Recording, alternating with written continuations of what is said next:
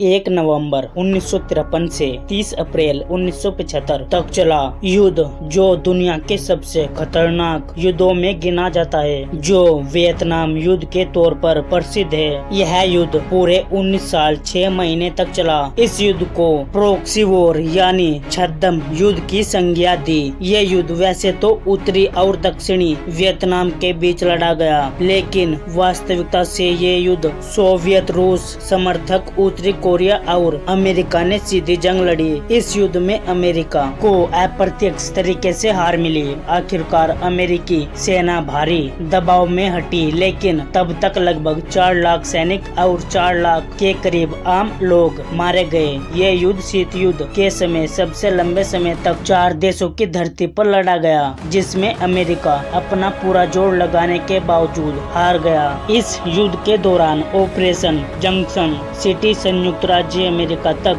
Vietnam गणतंत्र द्वारा संयुक्त रूप से चलाया गया 82 दिवसीय अभियान था।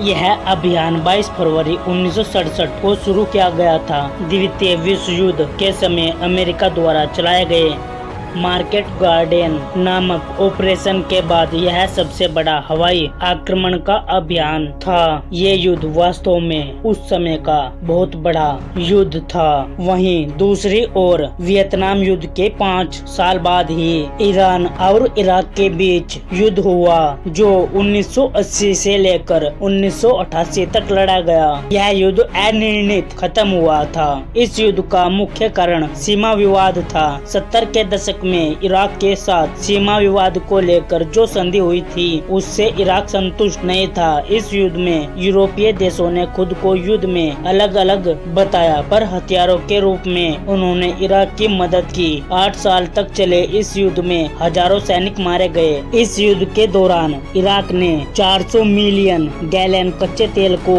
फारस की खाड़ी में बहा दिया, जिससे पर्यावरण को काफी नुकसान पहुंचा था। इस युद्ध में न सिर्फ मानवीय और आर्थिक हानि हुई, बल्कि पर्यावरण को भी काफी नुकसान हुआ था। तो ये थे वे युद्ध जो 5 से 10 साल के अंदर इस संसार में लड़े गए थे, जो कि दुनिया के सबसे खतरनाक युद्धों में से एक थे। तो आपको इनके बारे में जानकारी कैसी लगी, कमेंट में जरूर बताना, और ऐसी ही वीडियोस के लिए इस चैनल को सब्सक्राइब जरूर कर लेना। Thanks for watching.